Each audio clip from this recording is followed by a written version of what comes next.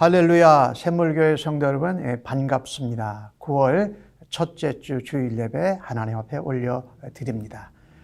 그리스도의 복음에 합당하게 생활하자는 올해의 비전과 함께 올해의 주제 찬송 함께 부르시고 하나님께로 예배 가운데로 나아가십시다. 감사의 유여 깨닫지 못했었는데 내가 얼마나 소중한 존재라는 것, 태초부터 지금까지 하나님의 사랑은 항상 날 향하고 있었다는 것, 고마워요. 그 사랑을 가르쳐준 당신께, 주께서 허락하신 당신께 그리스도의 사랑으로 더욱 섬기며 이제 나도 세상에 전하리라. 당신은 사랑받기 위해 그리고 그 사랑 전하기 위해 주께서 택하시고 이 땅에 심으셨네. 또 하나의 열매를 말하시며 당신은 사랑받기 위해 그리고 그 사랑 전하기 위해 주께서 택하시고 이 땅에 심으셨네. 또 하나의 열매를 말하시며 또 하나의 열매를 바라시며.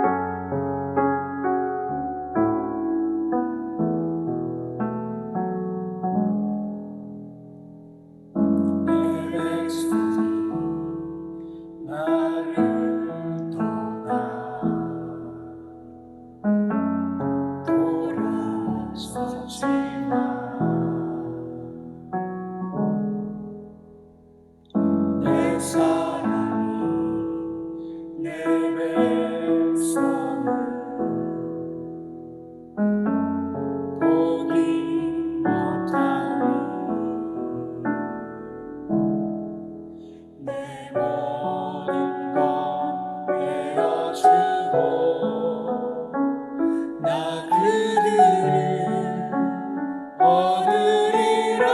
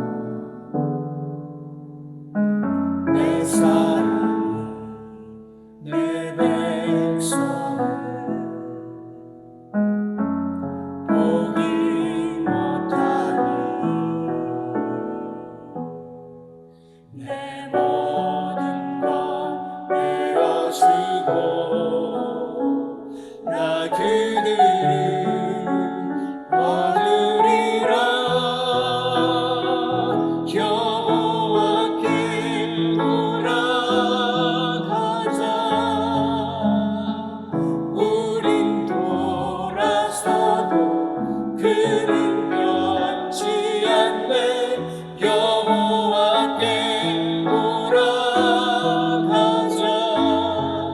우린 넘어져도 그 사랑 영원하네 사랑은 오래 참고 자신을 내어주네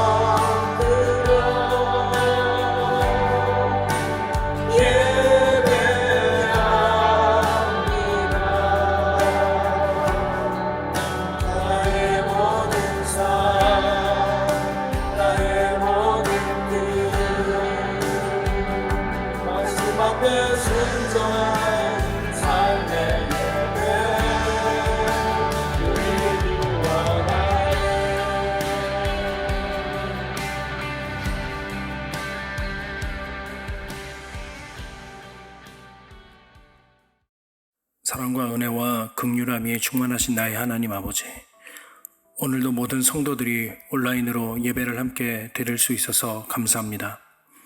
아침 햇살이 어둠을 뚫고 오듯이 성령님께서 우리의 심령에 역사해 주시니 감사합니다. 주님은 보이지 않고 만질 수도 없고 냄새도 없으십니다. 그렇지만 우리는 오늘의 말씀으로 당신을 경험하고 느끼며 사랑할 수 있으니 너무나 감사드립니다. 사랑은 보이지 않지만 가장 강력한 힘이란 걸 당신께서 예수님을 통해 알게 해 주셔서 감사합니다. 늘 받기만 하고 바라기만 하는 저희들 모습에 가끔은 실망하고 낙심하기도 합니다. 그래서 오늘도 예배를 통하여 힘 얻고자 합니다. 주님 말씀이 보이지 않은 온라인 신호를 통하여 땅끝까지 이르도록 인도하여 주시옵소서.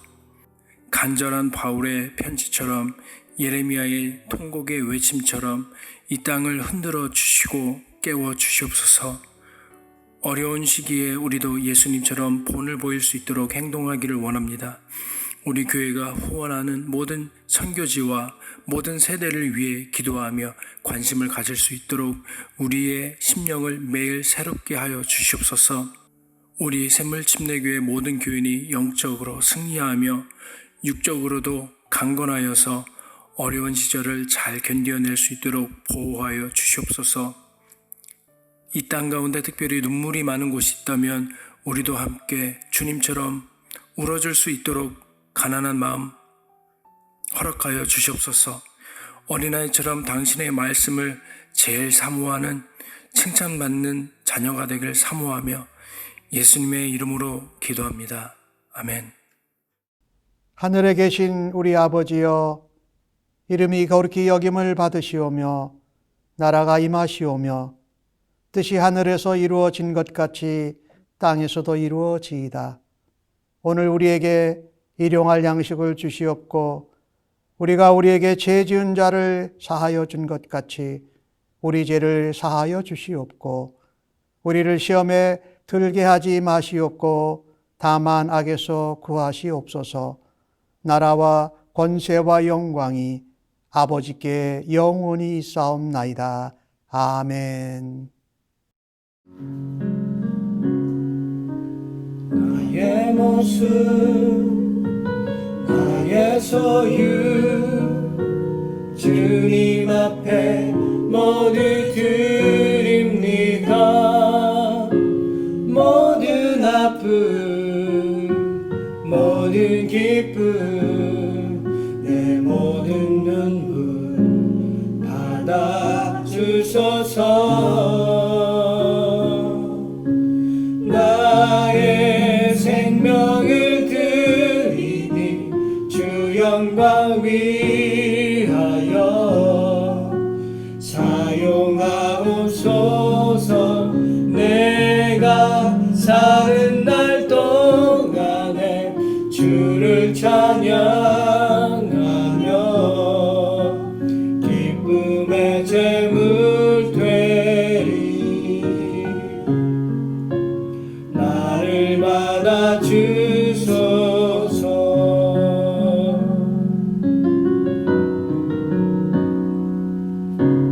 어제 일과 내일 일도 꿈과 희망 모두 드립니다.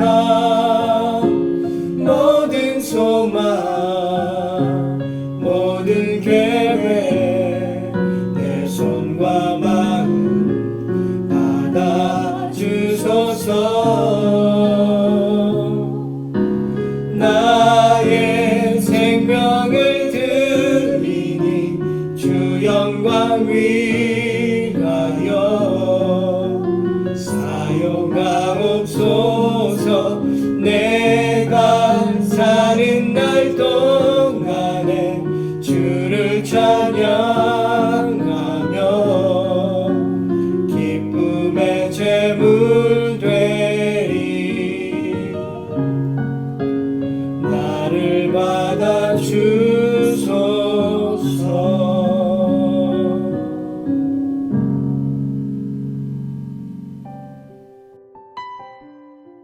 기도하겠습니다. 하나님 아버지, 오늘도 아버지의 전전 앞에 예배 드릴 수 있는 자로 저희들을 불러주셔서 감사합니다. 우리의 삶 전부를 하나님 앞에 예배 드리면서 내려놓고 열어드립니다. 또한 우리 한 사람 한 사람이 살아있는 제물로 하나님 앞에 나왔사오니 하나님 은혜로 하나님 말씀으로 채워 주옵소서. 우리의 삶에서 하나님의 은혜로 도우심으로 귀한 삶의 열매와 소출들이 있어서 구별하여 하나님의 것을 하나님께 올려드립니다. 살아가면서 힘들고 어렵고 답답하고 고통스러운 순간 가운데에도 믿음으로 감사할 수 있는 은혜를 주신 하나님 앞에 감사의 예물을 구별하여 올립니다. 저희로 먼저 예수 믿고 구원받은 것 기뻐하면서 또 다른 생명들이 하나님 앞에 거듭나고 영생 얻어 구원받는 것을 기대하며 선교의 예물을 또한 올려드리니 기쁘게 받아 주옵소서. 코로나 바이러스로 팬데믹 상황에 많은 사람들이 어려운 가운데 있습니다. 그 중에 우리보다 더 어렵고 힘든 사람들을 기억하면서 구제의 예물로 주 앞에 올려드리니 하나님 역사하여 주셔서 저들을 위로하여 주시고 하나님 붙들어 주시옵소서. 하나님 앞에 귀한 예물을 드린 성도들의 가정과 영혼을 하나님께서 붙잡아 주옵소서. 저들이 섬기는 일터와 사업체와 직장의 현장이 하나님 주시는 은혜로 복되게 하시고 형통케 하여 주시고 함께 나누는 주님의 사랑의 역사가 일어나게 하여 주옵소서. 귀한 예물이 쓰여지는 곳곳마다 하나님의 영광을 나타내어 주옵소서. 예수 그리스도의 생명의 십자가의 복음과 다시 오실 재림의 약속을 기억하면서 주 앞에 구원 얻는 백성들이 일어나게 하여 주옵소서. 귀한 예물 받아주심을 감사하옵고 예수님의 이름으로 감사하며 기도하옵나이다. 아멘. 교회 소식을 알립니다. 특별히 9월달이 되어서 생일을 맞으시는 분들이 있습니다. 에일린 성도님 14일, 우리 최승희 성도님 27일, 우리 도미닉 형제가 30일 날 생일을 맞습니다. 우리가 오랫동안 못 만나고 있는데 이런 귀한 생일을 맞는 날에 서로 축하하시고 축복하시고 연락하실 수 있기를 바랍니다. 9월 12일 토요일부터 한국 학교가 가을 학기를 시작합니다. 온라인으로 시작하는데 또 처음 이와 같은 수업을 진행하는 선생님들과 또 학생들 또 도와주는 부모님들이 함께 잘 어우러서 수업을 잘할 수 있도록 여러분이 기도해 주시기 바랍니다. 모임과 집회란에 사역 담당자 모임 주일 오늘 5시에 줌으로 모이도록 하겠습니다. 그리고 9월 27일 마지막 주일입니다. 10월 첫 주가 추석이 있어서 파킹장에서 다시 모여서 함께 예배를 드릴 예정입니다. 다른 광고의 내용들은 주보를 참조해 주시기 바랍니다. 오늘 저희들에게 주시는 하나님의 말씀을 함께 같이 받도록 하겠습니다. 오늘 주시는 말씀은 예레미야 26장 1절로 15절까지의 말씀입니다. 구약 성경 1092면에 나오고 있습니다. 오늘 말씀을 받기 전에 늘 하던 대로 하나님 사랑합니다. 하나님 사랑을 배우게 듣게 하여 주옵소서라는 마음으로 날 사랑하심 찬송하시고 말씀 함께 받겠습니다. 날 사랑하신 날 사랑하신 날 사랑하신 성경에 써 있네. 1절부터 교대로 보겠습니다. 유다의 왕 요시야의 아들 여호야김이 다스리기 시작한 때에 여호와께로부터 이 말씀이 임하여 이르시되 여호와께서 이와 같이 말씀하시니라. 너는 여호와의 성전뜰에 서서 유다 모든 성읍에서 여호와의 성전에 와서 예배하는 자에게 내가 네게 명령하여 이르게 한 모든 말을 전하되 한마디도 감하지 말라. 그들이 듣고 혹시 각각 그 악한 길에서 돌아오리라. 그리하면 내가 그들의 악행으로 말미암아 그들에게 재앙을 내리려 하던 뜻을 돌이키리라. 너는 그들에게 이와 같이 이르라. 여호와의 말씀에 너희가 나를 순종하지 아니하며 내가 너희 앞에 둔 내 율법을 행하지 아니하며 내가 너희에게 나의 종 선지자들을 꾸준히 보내 그들의 말을 순종하라고 하였으나 너희는 순종하지 아니하였느니라. 내가 이 성전을 실로같이 되게 하고 이 성전을 세계 모든 민족의 저주거리가 되게 하리라 하셨느니라. 예레미야가 여호와의 성전에서 이 말을 하매 제사장들과 선지자들과 모든 백성이 듣더라. 예레미야가 여호와께서 명령하신 말씀을 모든 백성에게 전하기를 마침에 제사장들과 선지자들과 모든 백성이 그를 붙잡고 이르되 내가 반드시 죽어야 하리라. 어찌하여 내가 여호와의 이름을 의지하고 예언하여 이르기를 이 성전이 실로같이 되겠고 이 성이 황폐하여 주민이 없으리라 하느냐 하며 그 모든 백성이 여호와의 성전에서 예레미야를 향하여 모여드니라. 유다의 고관들이 이 말을 듣고 왕궁에서 여호와의 성전으로 올라가 여호와의 성전 새 대문의 입구에 앉음에 제사장들과 선지자들이 고관들과 모든 백성에게 말하여 이르되 이 사람은 죽는 것이 합당하니 너희 귀로 들음같이 이 성에 관하여 예언하였음이라. 예레미야가 모든 고관과 백성에게 말하여 이르되 여호와께서 나를 보내사 너희가 들은 바 모든 말로 이 성전과 이 성을 향하여 예언하게 하셨느니라. 그런즉 너희는 너희 길과 행위를 고치고 너희 하나님 여호와의 목소리를 청종하라. 그리하면 여호와께서 너희에게 선언하신 재앙에 대하여 뜻을 돌이키시리라. 보라, 나는 너희 손에 있으니 너희 의견에 좋은 대로 옳은 대로 하려니와 너희는 분명히 알아라. 너희가 나를 죽이면 반드시 무죄한 피를 너희 몸과 이 성과 이 성 주민에게 돌리는 것이니라. 이는 여호와께서 진실로 나를 보내사 이 모든 말을 너희 귀에 말하게 하셨음이라. 아멘.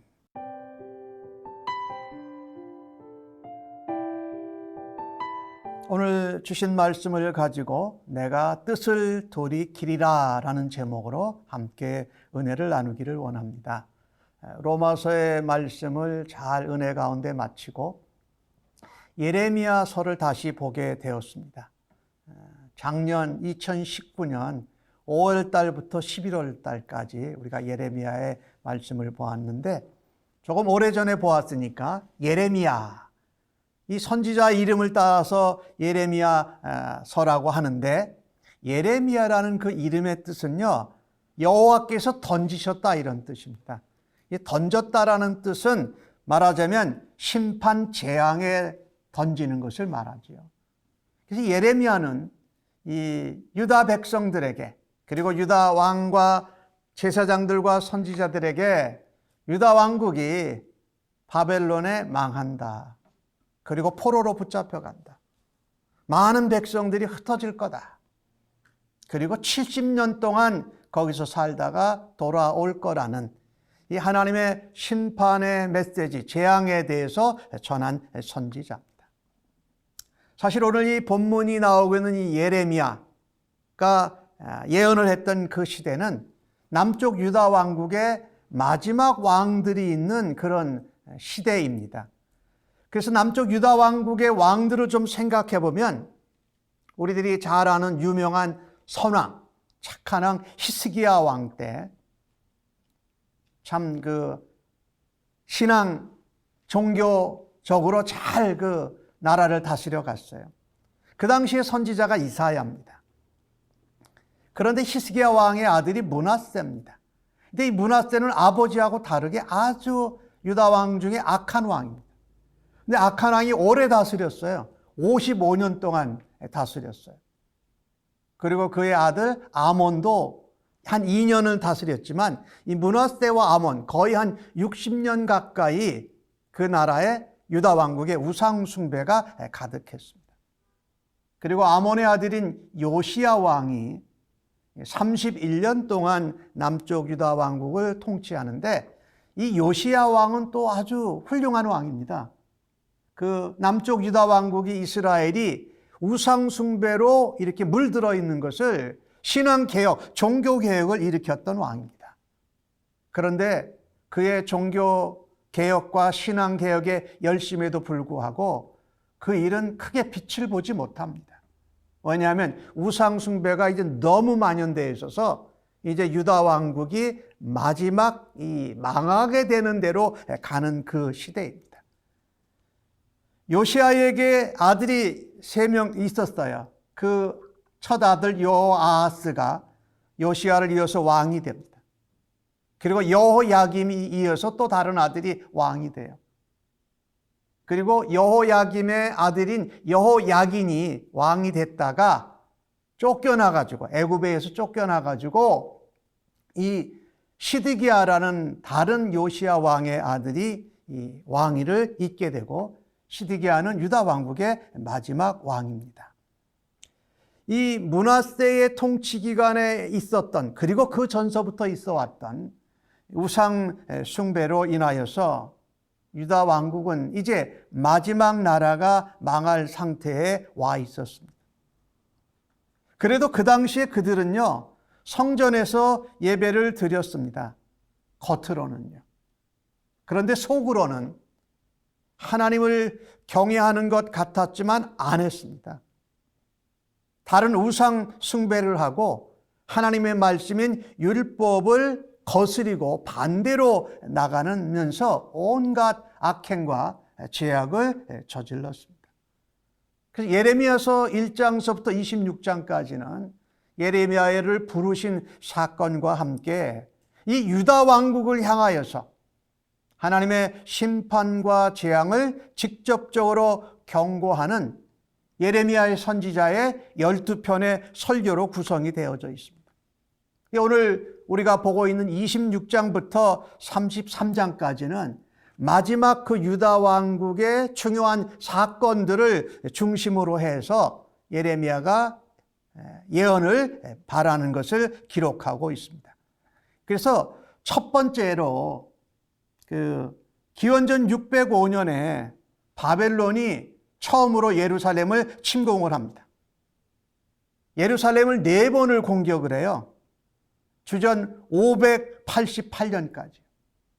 그리고 2년 뒤에 586년 기원전에 예루살렘의 성전이 이제 무너지게 됩니다. 이때의 사건을 배경으로 예레미야가 선지자가 예언을 하는 것입니다. 오늘 주신 말씀 1절에 나오는 걸 보면 하나님께서 예레미야에게 말씀을 임하게 하십니다. 그리고 성전에 들어가서 거기서 예배하러 오는 모든 자들에게 설교하라고 합니다. 그래서 일명 이것을 성전 설교라고 그래요. 그런데 작년에 우리가 예레미야 7장 1절에서 15절이 바로 성전에서 했던 설교입니다. 그 내용이 거의 비슷해요. 작년에 제가 그 예레미야 7장 1절에서 15절의 말씀을 가지고 너희로 살게 하리라라는 이런 제목으로 말씀을 전했어요. 오늘 말씀처럼 내 뜻을 내가 돌이키리라. 내 뜻을 돌이켜서 너희로 살게 하리라라는 거예요. 그들이 이스라엘 유다 백성들이 살아나려면요, 참된 예배자의 삶을 살아야 된다고 했습니다. 그리고 전혀 이익이 안 되는 무익한 거짓말을 버려야 된다. 그리고 너희들 조상들 그리고 하나님이 이끄시는 역사 가운데에서 교훈을 배워야 너희가 살아날 거다라고 하는 말씀을 전했습니다. 예레미야는 성전에서 다시 한번 그 설교를 하고 있는 겁니다. 예루살렘 성이 무너질 거다. 성전도 파괴될 거다. 그리고 그 땅에 사는 백성들이 황폐되어서 없을 것이다. 많은 백성들이 포로로 붙잡혀가고 다른 나라들로 흩어지게 될 거다.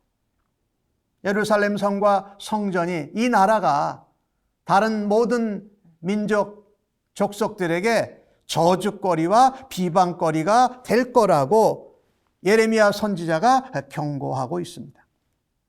그래서 6절과 9절에 나오는 말씀을 보면 내가 이 성전을 실로같이 되게 하고 모든 민족의 저주거리가 되게 하리라.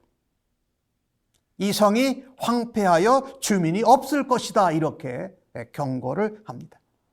여기 실로같이 되게 한다라는 것은 무슨 말이냐면요, 실로는 엘리 제사장 때까지 하나님의 언약궤 법궤가 있던 성소가 있는 자리입니다. 그런데 그 당시 이스라엘 백성들이 이 언약궤 자체를 우상시했습니다.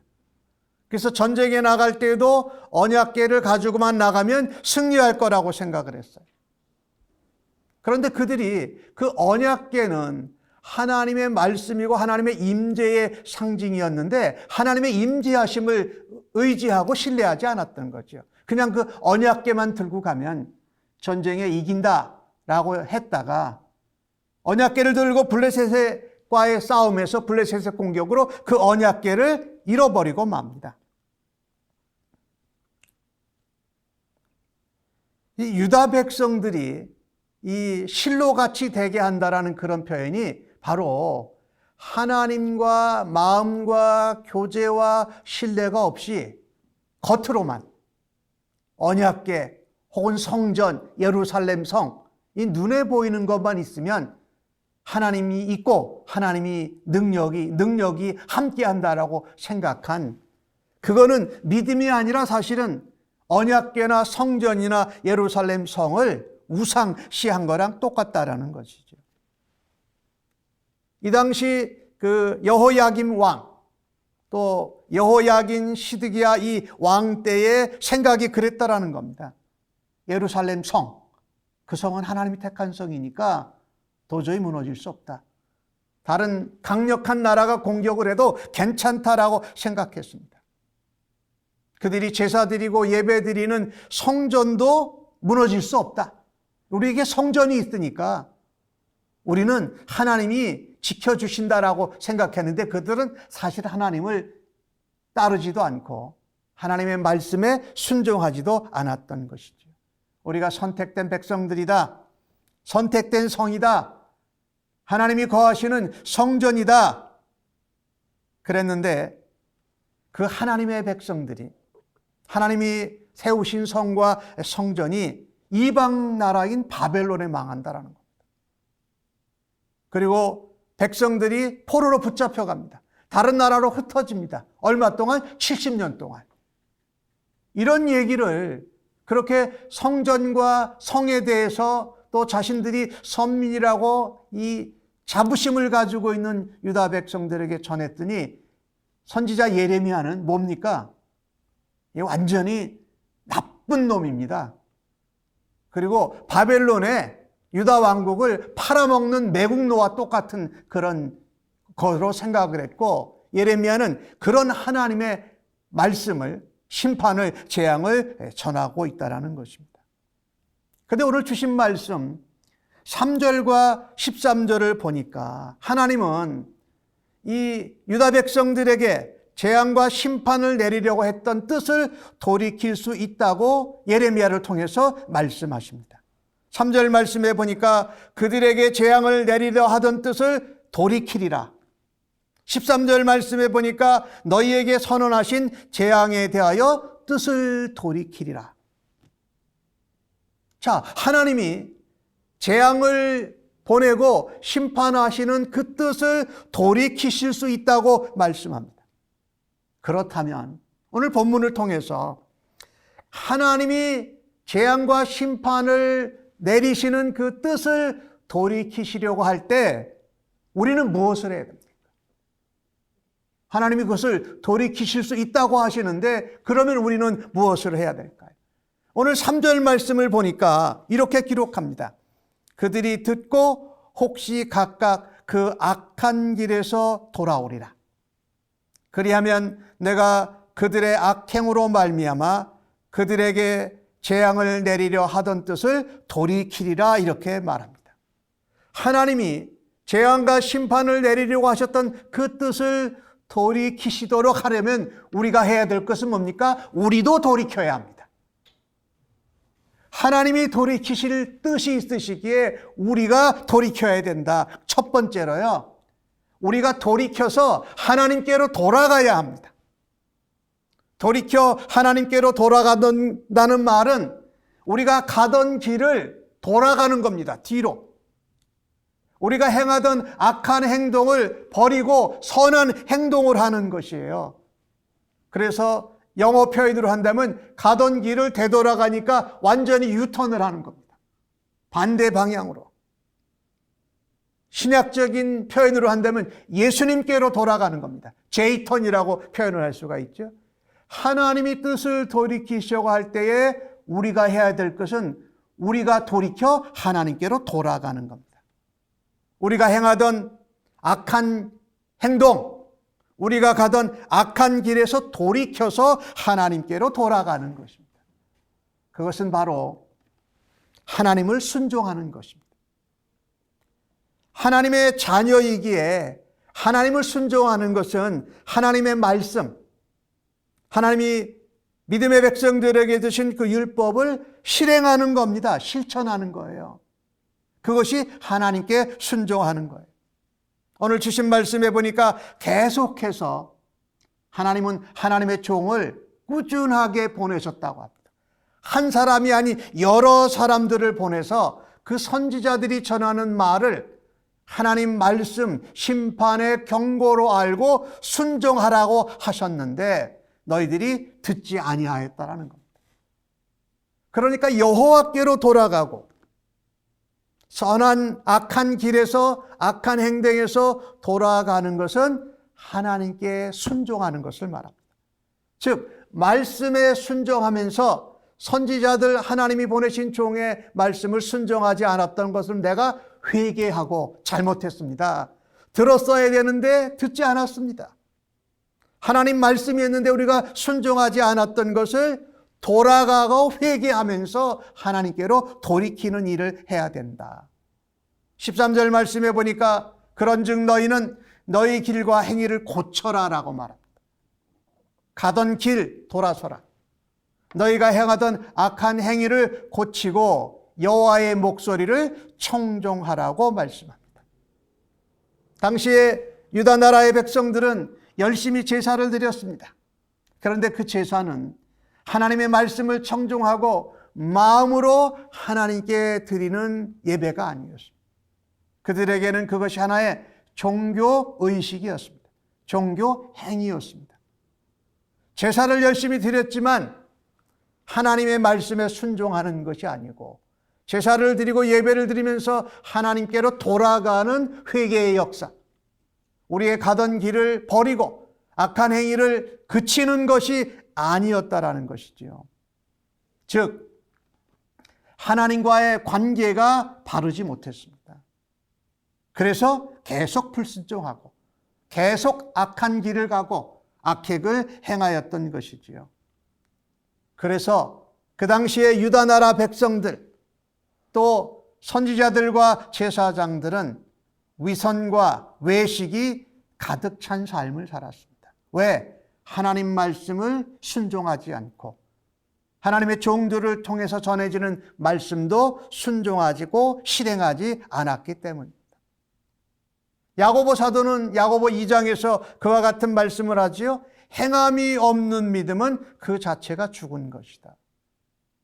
하나님 백성인데 하나님 말씀을 순종하지 않고 그것을 행하지 않으면 믿음이 없어서 악한 길, 악한 행동을 해서 영적으로 죽은 것이다라고 말하고 있습니다. 하나님은 유다 백성을 향하여 하나님의 자녀 신자와 성도들을 향한 하나님의 마음은 심판하고 멸망시키는 것이 아닙니다. 심판하고 징계를 받더라도 하나님께로 돌아오는 겁니다. 그의 자녀들이 하나님 말씀에 순종하는 것입니다. 그리고 회개할 때에 하나님의 은혜와 언약이 다시 성취되는 것입니다. 그래서 멸망과 심판이 끝이 아니라 회복이 되어 돌아오고 미래에 대한 평화와 소망을 가진 것이 바로 하나님의 생각이요 계획인 것이지요. 오늘 유다 백성, 성도여 신자라고 할 수 있는 그들을 향한 심판과 재앙의 경고의 말씀은 하나님께서 그 백성들이, 그의 자녀들이 바른 길을 걸어가기를 원하시는 것입니다. 재앙을 내려서 심판의 경고의 메시지를 주면서도 돌아오고 회복되기를 원하는 아버지 하나님의 안타까운 사랑의 음성이 거기에 담겨져 있다는 겁니다. 멸망당하기 전에 재앙으로 정말 고통과 아픔을 당하기 전에 아버지께로 돌아와서 회개하고 하나님 말씀에 순종하고 하나님의 종들의 말씀에도 순종하라는 간곡한 호소의 메시지를 예레미야를 통해서 전하셨던 것입니다. 사실 우리가 이 시대를 살아가면서 교회를 다닌다고 해서 신실한 하나님의 백성이 되는 것은 아닙니다. 그럼 언제 우리가 신실한 하나님의 백성이 될 수 있을까? 하나님께 순종하는 것입니다. 하나님의 말씀에 순종하는 것입니다. 그래서 말씀을 실천하고 실행하면서 하나님 앞에 살아있는 삶의 예배를 드려야 우리의 믿음이 신실하게 변화되어져 간다라는 말씀입니다. 교회를 통해서, 강단을 통해서, 주의 종들을 통해서 증거되는 메시지를 내 삶에 적용하면서 살아갈 때에 우리는 신실한 하나님의 백성으로 변화될 줄로 믿습니다. 오늘 본문을 통해서 우리는 하나님께서 뜻을 돌이키실 때에 우리도 하나님께로 돌이켜야 됩니다. 우리가 하나님께로 돌아가야 됩니다. 우리가 악한 길에서, 악한 행동에서 하나님께로 돌아가고 회개해야 할 줄로 믿습니다. 오늘 이 본문을 보면서 나는 정말 신실한 신앙인인가, 그리스도인인가, 아니면 겉으로는 뭔가를 하는데, 예배를 드리고 교회 생활을 하는데 속은 다른 외식과 위선으로 행하는 종교인은 아닌가? 내가 살아가면서 내 뜻대로 사는 게 살거나 아니면 잘못된 많은 사람들의 뜻에 그냥 휩쓸려서 살아가는가? 아니면 말씀을 따라서, 하나님의 뜻을 따라서, 성령의 인도하심을 따라서 예수님을 바라다 보면서 살아가는가? 하나님의 말씀과 뜻이 내가 원하는 마음과 소원과 내 뜻과 다를 때는 내 마음과 내 뜻을 내려놓고 하나님 앞에 회개하면서 살아갈 수 있기를 간절히 바랍니다. 이것이 하나님께로 돌아가는 겁니다. 하나님이 돌이키실 때 우리도 하나님께로 돌이켜야 할 줄로 믿습니다. 오늘 예레미야는 유다 백성들에게 이와 같은 예언, 심판의 경고의 메시지를 전했습니다. 그런데 그 설교 말씀을 들은 제사장들과 선지자들과 모든 백성의 반응은 어땠습니까? 예레미야를 붙잡고서 내가 죽어야 된다고 말합니다. 이유는 내가 하나님의 이름을 빙자해서 거짓 예언을 했다는 겁니다. 유다라는 나라가 이방인 나라에 망하고 이 성전과 성이 무너지고 백성들이 흩어지고 70년 동안 포로살이를 하게 될 거다.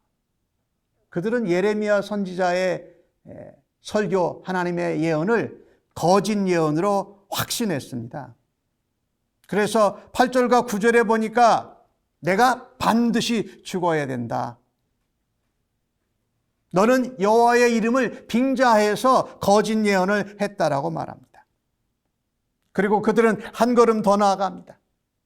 제사장과 선지자들이, 그러니까 거기 제사장들과 선지자들은 이름은 있지만 하나님의 예언과 말씀을 따르지 않는 그들이 거짓 선지자요 거짓 제사장들이라고 할 수가 있지요. 그들이 예레미야를 고소를 합니다. 고발을 합니다. 그래서 성전 대문 앞에 재판정이 열리는 겁니다. 고소를 했으니까. 그 고소한 내용이 뭘까요? 성전 모독죄입니다. 말하자면 국가가 망한다고 국가가 바벨론에 넘어가니까 바벨론을 섬겨야 한다고 하는 국가 모독죄, 매국노의 죄로 고소를 받게 됩니다. 예레미야가. 하나님의 말씀, 하나님이 보내신 참 선지자의 설교 말씀을 들으면 들을수록 그들은 더 완악한 데로 빠져집니다. 상황을 더 자신들에게 유리하게 합리화시킵니다. 그래서 백성들도 더 깊은 죄악에 빠져들도록 만들었던 겁니다. 이게 그 당시에 제사장들과 선지자들, 그러니까 유다 나라가 재앙 심판을 받고 재앙을 만나는 쪽으로 그들은 진행을 하고 있는 겁니다. 하나님의 뜻을 돌이키실 여지가 있는데 그들이 돌이키지 않아서, 특별히 앞장서는 종교 지도자라고 할 수 있는 선지자들과 제사장들이 하나님 예언과 점점 더 멀리 가고 우리나라는 망하지 않는다. 성도 무너지지 않는다. 바벨론에 붙잡혀 갔다가 바벨론에서 2년 만에 돌아올 거다라고 듣기 좋은 소리, 축복된 말, 평화로운 말만 전했던 것이지요. 저들에게 첫 번째 말씀드린 것처럼 하나님이 돌이키실 때 우리도 돌이켜야 하는 회개의 역사가 일어나도록 하기 위해서 우리가 또 무엇을 해야 할까요? 오늘 주신 말씀 14절과 15절을 이번에는 같이 읽어보십시다. 시작. 보라, 나는 너희 손에 있으니 너희 의견에 좋은 대로 옳은 대로 하려 하니 너희는 분명히 알아라. 너희가 나를 죽이면 반드시 무죄한 피를 너희 몸과 이 성과 이 성 주민에게 돌리는 것이니라. 이는 여호와께서 진실로 나를 보내사 이 모든 말을 너희 귀에 말하게 하셨습니다. 이 예레미야가 한번 성전 설교를 했는데 고소 고발을 당하니까 변론할 수 있는 기회를 얻게 되었어요. 그 부분이 바로 14절, 15절 내용입니다. 예레미야가 변론을 하면서 너 죽어야 되겠다고 말하니까 예레미야가 말한 겁니다. 그래, 너희들이 날 죽이건 말건 너희 손에 너희 뜻대로 너희 옳은 대로 해.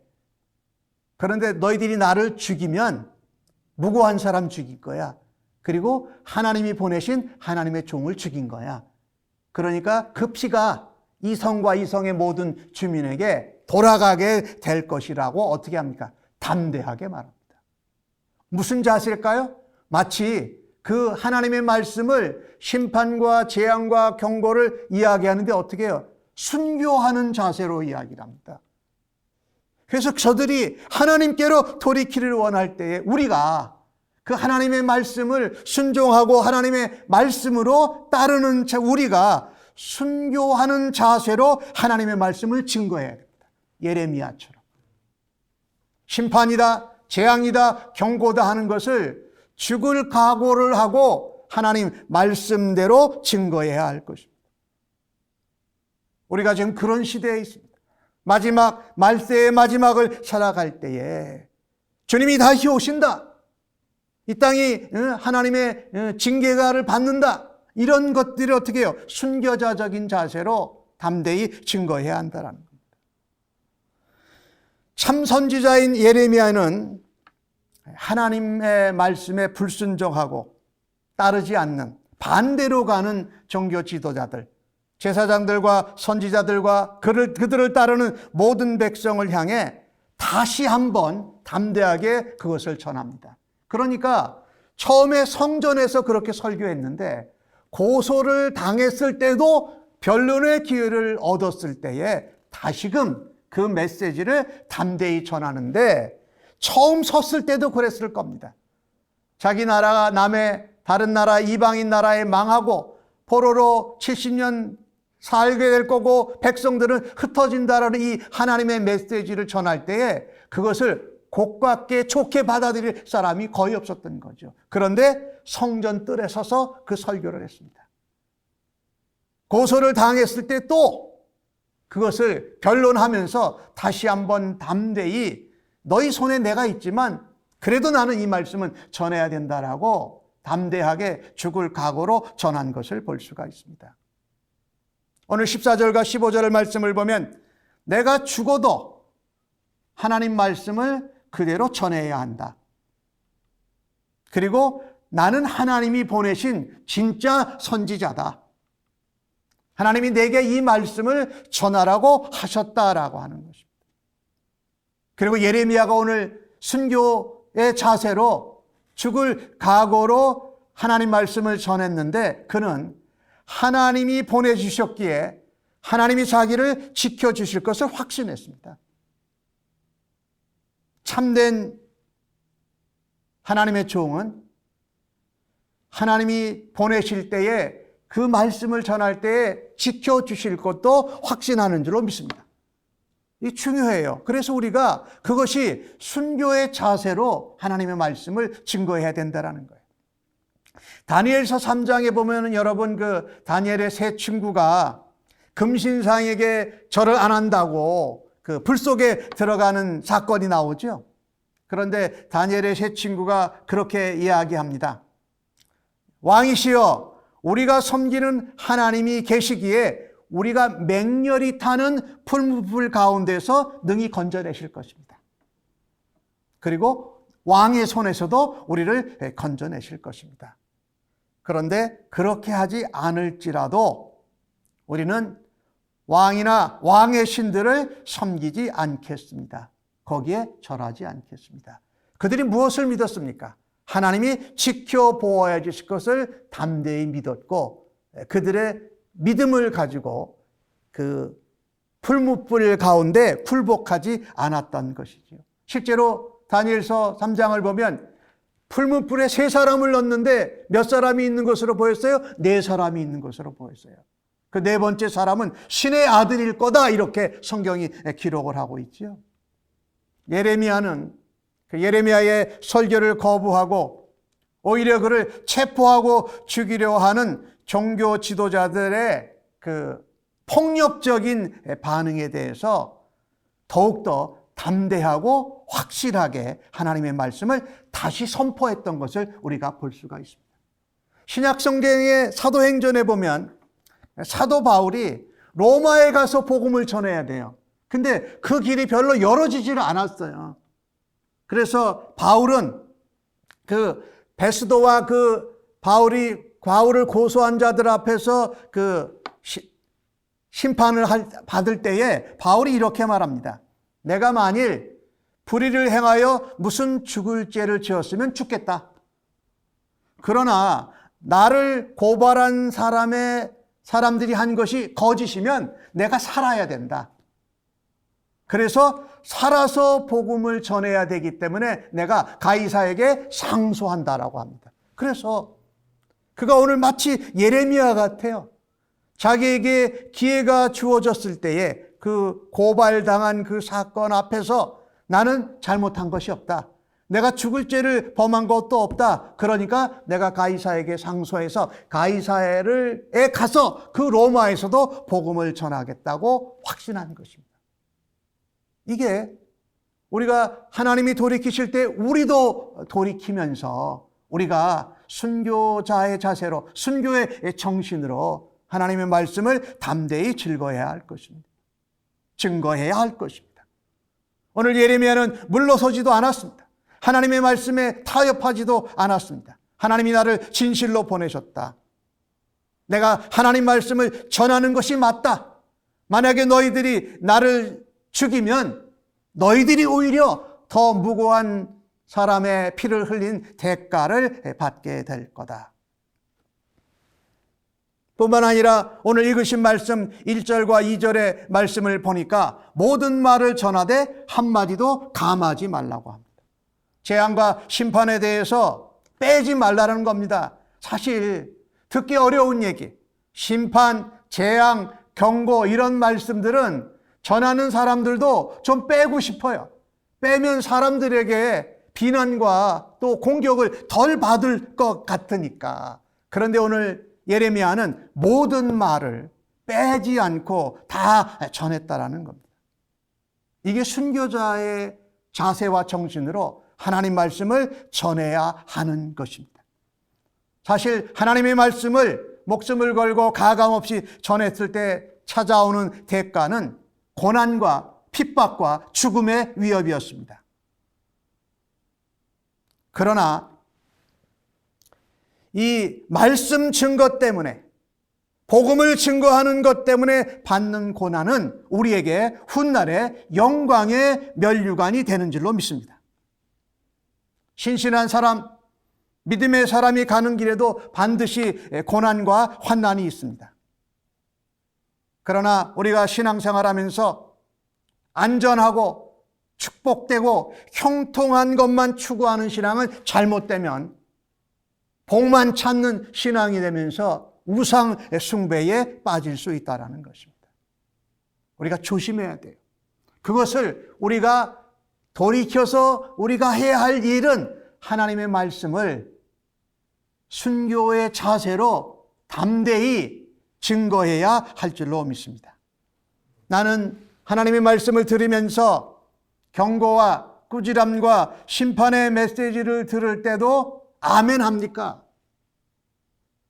아니면 축복과 형통과 평안과 안전의 메시지에만 아멘 합니까?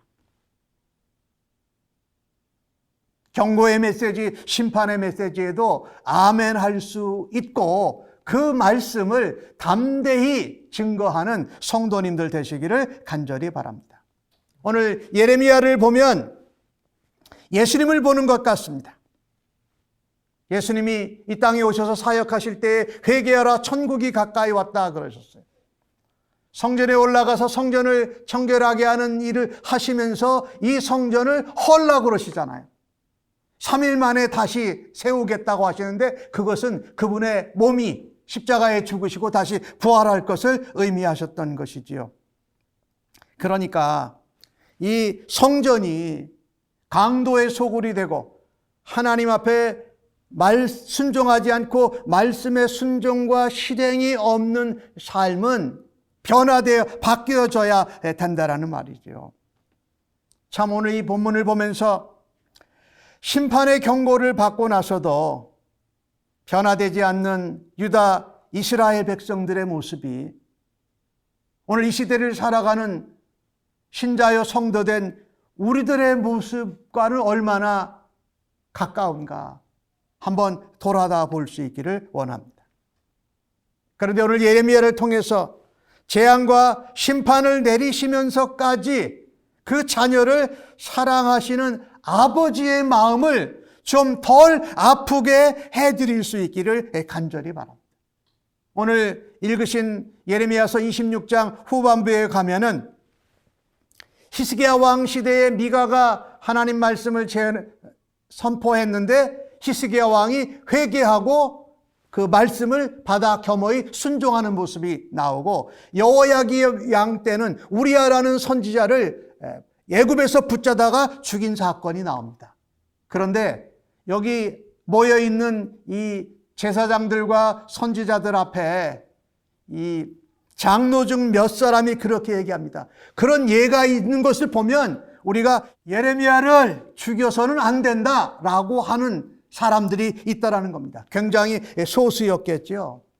저는 우리 본문을 보면서 예레미야와 같이, 그리고 거기 나오는 장로 중 몇 사람들과 같이 하나님의 말씀을 담대히 증거하고 순교자의 자세로 전하는 사람들을 보호하고 내가 그와 같은 한 사람이 되어지기를 간절히 원합니다. 하나님은 유다 백성을 70년 남의 나라의 포로로 흩어진 백성으로 살게 하시면서도 성전과 예루살렘을 성을 파괴시키면서까지 그들이 돌아오기를 원하시는 지독한 하나님의 사랑을 우리는 기억해야 할 것입니다. 하나님이 돌이키시려고 하실 때에, 하나님이 돌이키시를 원하신다면 우리가 먼저 하나님께로 돌아가고 하나님께로 회개하고 하나님의 말씀과 주의 종들의 말씀을 순종함으로 우리의 나쁜 행실, 나쁜 길에서 돌아와서 변화되는 삶의 예배를 드리실 수 있기를 간절히 바랍니다. 하나님의 말씀을 순교하는 자세로 가감없이 담대히 전하는 그 한 사람으로 쓰임 받으시기를 예수님의 이름으로 간절히 축복합니다. 아멘. 기도하십시다. 하나님, 오늘 주신 말씀 앞에 참으로 부끄럽습니다. 심판, 재앙의 경고의 말씀을 들을 때만 되면 왠지 우리 마음이 더 다쳐지고 움츠러질 때가 많은 것을 고백합니다. 회개하오니 용서하여 주옵소서. 하나님이 돌이키실 뜻이 있으신 때 우리가 먼저 하나님께로 돌아갈 수 있는 주의 자녀 되기를 간절히 소원합니다. 악한 길에서, 악한 행동에서 하나님께로 돌아와 하나님의 말씀을 순종하고 실천하고 실행하는 주의 백성들 되게 하여 주옵소서. 뿐만 아니라 하나님 말씀을 순종하고 전하는데 순교자의 자세로, 순교자의 마음과 정신으로 살아드리는 그 한 사람 되게 하나님 사용하여 주시옵소서. 예수님의 이름으로 기도합니다. 아멘.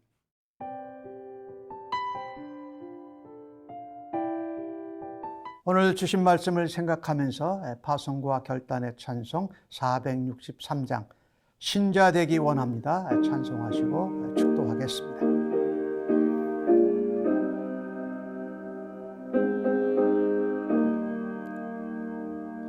신자 되기 원합니다. 진심으로 신자 되기 원합니다. 진심으로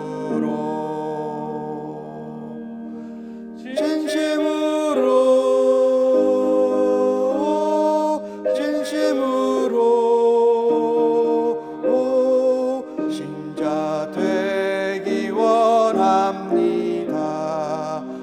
진심으로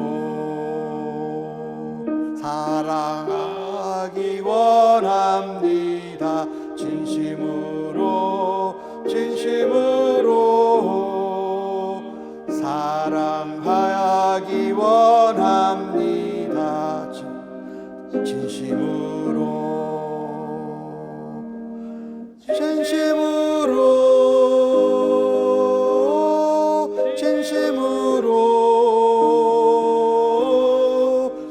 사랑하기 원합니다. 진심으로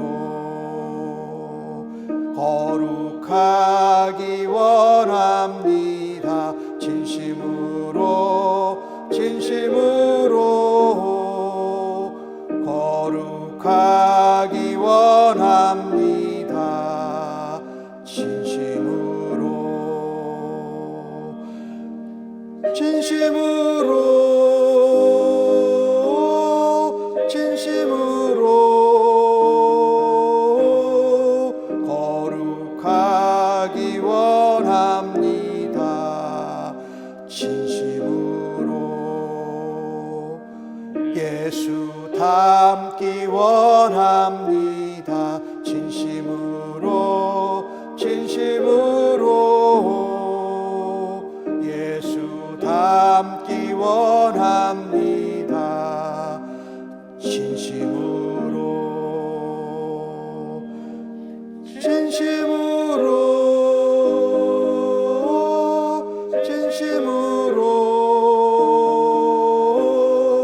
예수 닮기 원합니다.